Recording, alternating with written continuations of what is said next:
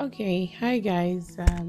My name is Cynthia Omari, and I'm from Nigeria, and I live in Dundalk, Ontario. So, first thing I want to talk about is my story and how I got to Canada. So, I migrated from Nigeria in 2017. This is my real life story. For all you are that knew I came abroad and don't know how I came, here is my story and enjoy. Because I'm telling this story not because I am looking for sympathy. I also want to make people understand that to build up faith, number one, and number two is just go for what your mind tells you, right? Don't think twice. So I'll start off by when I first got a job in Spectranet Limited, Nigeria, I think it's at Oregu, Mobolaji Johnson Avenue. That was where I started my career in. Okay, let's go back to when I first entered school. My story is a long one. So when I first entered school, and that was in 2007, I did my WAEC and NECO. So I think for some reasons my WAEC, I didn't have geography. Yeah, geography was the course I never liked. So I think I got E8 on that one. So because of that, I could not make it into science. God so kind, my NECO came out and it was fantastic. The result was awesome. So I used that. I got into school in I keep saying 2020. It was 2007. I did my admission and everything and got into pre-degree. So from pre-degree, I did my entrance exam into medical lab. I waited and waited and waited. My name was not enlisted. So I finally got into health education. Yes, that was where I did my pre-degree. And then after that pre-degree, we had to do like another exam to get into 100 level. So while I was in pre-degree, for some reasons, I didn't make it into 100 level. My friends passed and everything. And yeah, but funny, my name came out when students have already started school. Came out at the last minute. I think it was like halfway into the semester. And then I didn't realize because it was one of the lecturers I was talking to, then getting eager to want to enter school and all of that. So I kept talking to that lecturer. I don't want to mention names. Kept talking to that lecturer and eventually did it. Midway into first semester, my name came out. I didn't do clearance because I already wrote JAM to get into medicine and surgery. So I felt like if I get into medicine and surgery, those my friends that are now in health education, they will be like, oh wow, she made it finally into a better program. But that's not the case. I waited and waited and waited and waited and waited. Admission did not come. After I did Jambo, after I did everything, wrote my entrance exam, post-UTME, did everything, admission did not come. So for some reason, somebody told me, oh, why don't you just think of other courses? Did Jamb again, got into school, computer science. Sometimes God is telling you something that you are not listening to. Medicine and surgery did not work. Health did not work for me. I finally got into computer science. Did my 5 years program and got out. And then got a job in Spectranet Limited. Bring me back to Mobolaji Johnson Avenue. And this brings me back to one of my destiny, I would say transitioning. So while I was transitioning, there were people I met on the way that helped my destiny to move to the next phase, right? So I met this friend of mine in the bus. I think I was going to Benin somewhere, I can't remember. So that was how we met, we talked, and funny, we were living on the same street, we didn't know. So we exchanged contact, got back to Lagos, and she told me, oh, I'm still looking for a job. Oh, I just got a job with these people. This is somebody that I know can help and all of that. So I tried to get a job on the island. They gave me a job, called me to come and start. We did training. After training, they say they don't want to employ again. Imagine how life will take you. So for some reasons, that person now said he would like to help because he sees me, in quote, as somebody that he's just taking me as a daughter. So I'm like, oh, thank you so much, thank you. And that was how that person pushed for me. Helped me submit my resume, and I got into Spectranet Limited. Went for interview, passed, and everything. So got into Spectranet Limited. Again, I have a bachelor's in computer science. So got all of that. I was working, and then I met one person that was, for some reasons, my very close friend. So while we were friends and all of that, even this person in question, I borrowed this person money, this person turned it out to be something bad. Let's leave that part out because I don't want to break some tables. If I put the story down, the table will break. So that was how one day I suddenly thought about, you know what? People are traveling from my office to go abroad for vacation. Let me try it out. I can't even remember. I think I contacted my friend or my friend contacted me. I can't remember how it happened. But then for some reasons, I got to speak with the husband, and he was not like, oh, your friend is very lonely here. She needs somebody that she's friends with to come over, because she, on the other hand, just got abroad. So I was like, I don't mind coming over. However, I want to come in for something tangible. So I started applying to school. I got admission in 3 schools. God bless his soul. He paid for one of the school, and I paid for the other 2. So got admission. They wanted me to pay minimum payment. I didn't have that money as at that time because I had some family thing I was also dealing with. My youngest brother now wasn't feeling too well, so I was also taking care of that. And yeah, I think I was not earning so much, but I still paid some of his tuition, I remember. So I didn't have coupled with the fact that this thing is coming from my friend's husband, so I didn't want a situation whereby too much would now be getting done from his end.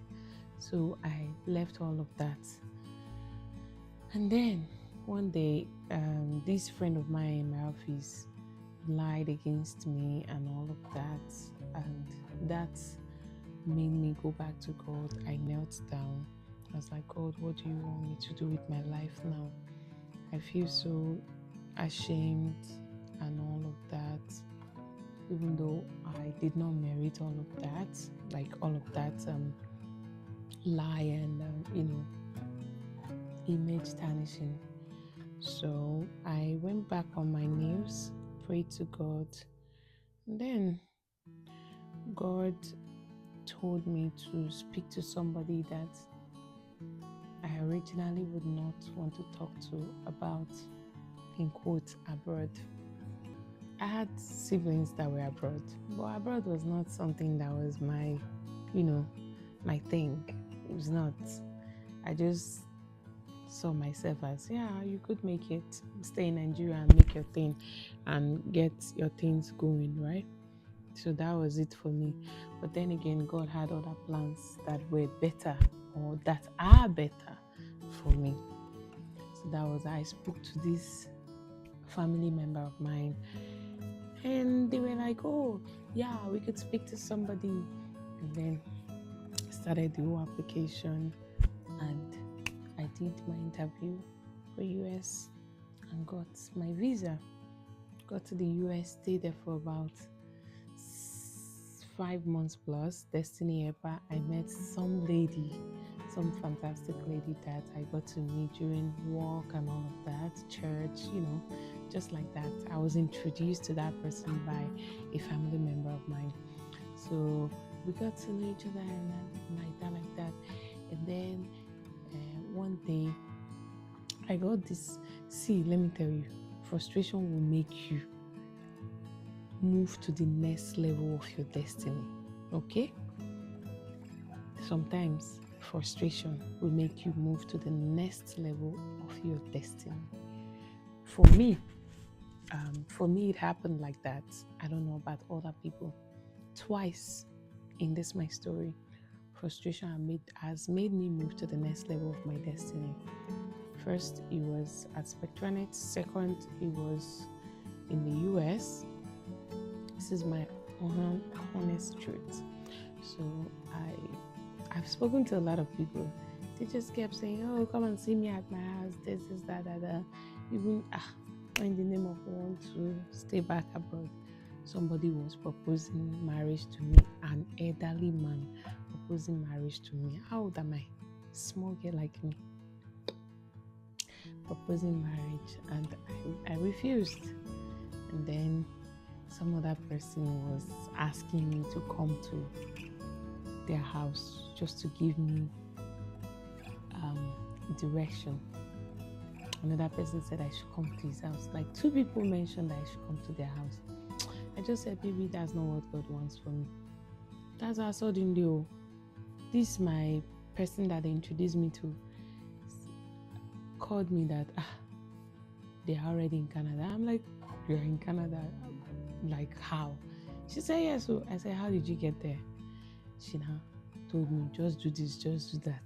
My sister, all the things they have been asking me to come to their house and see them and all of that, somebody gave me a platter of God that I did not request for. See this life? It's funny. So that was how I packed my bag. Honestly, I didn't plan this journey. As I packed my backpack. Only backpack is what I came to Canada with. My suitcase, everything was still in the US, in New York. Carried backpack. Now so, see me, I cross border. Boom. Cross border finish. Entered Canada. And then we went through Montreal and went through all of that. We met a lot of destiny people. A lot of them. Not 1, not 2, not 3, a lot. So met all these people, and we, you have to transition through so many phases to get into where God wants you to be, right? And I'm not sorry for always putting God first, because if not for God, I won't be where I am today. Trust me. A lot of people might perceive me in another perspective.